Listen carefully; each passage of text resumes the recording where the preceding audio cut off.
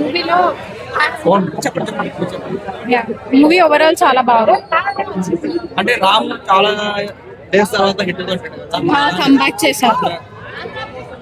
Overall బాగుంది. Screen play కూడా బాగుంది. సాంగ్స్ అదంతా బాగుంది.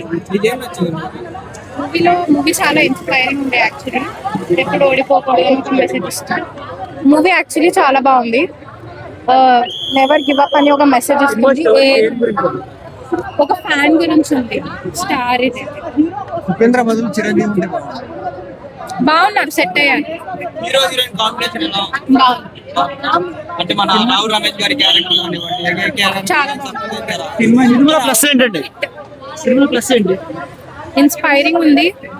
నెవర్ గివ్ అప్ అని మెసేజ్ ఇస్తుంది. ఫ్యాన్ బయోపిక్ అన్నారు. ఫ్యాన్ బయోపిక్ ఫ్యాన్స్ చూడొచ్చా? చూడొచ్చు. ఇన్స్పిరేషన్ ఉందా? ఉంది. మీకు నచ్చిన పాయింట్ ఏంటి మూవీలో? ఇద్దరు కలవడం.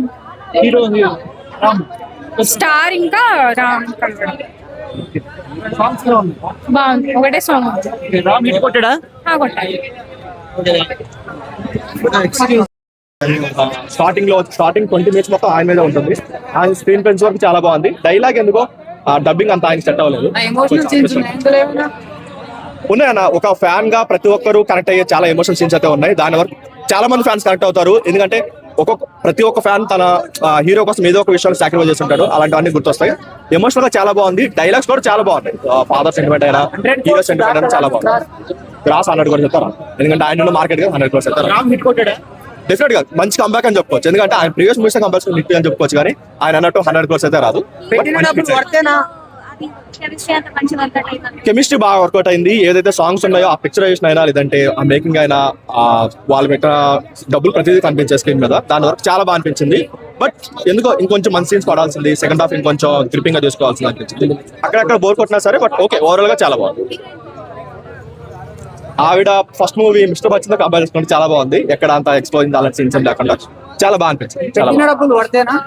డెఫినెట్ మీరు ఎక్కడో ఒక పాయింట్ దగ్గర కనెక్ట్ అవుతారు. ఆ పాయింట్ దగ్గర నుంచి cinema transfer biopic movie first half వరకు అయితే మొత్తం మన ఫ్యాన్స్ అని చెప్పుకోవచ్చు. ఏదో ఒక సీన్ లో మనం కనిపిస్తాం. అరే ఒకప్పుడు మనం ఎలా చేస్తాం అని కనిపిస్తాం. బట్ సెకండ్ హాఫ్ వచ్చేసరికి కంప్లీట్ గా సినిమాటిక్ లిబర్టీలో వెళ్ళిపోయింది కాబట్టి అంత కనెక్ట్ అవ్వలేకపోవచ్చు. కానీ ఎండింగ్ వరకు చాలా బాగుంది. లాగ్ ఉందన్నారు. కొంచెం లాగ్ ఉన్నా సరే బట్ ఓకే ఓవరాల్ గా ఒక సినిమాలో ఎక్కడో ఒక లాగ్ ఉంటుంది కాబట్టి బాగానే అనిపించింది. Thank you.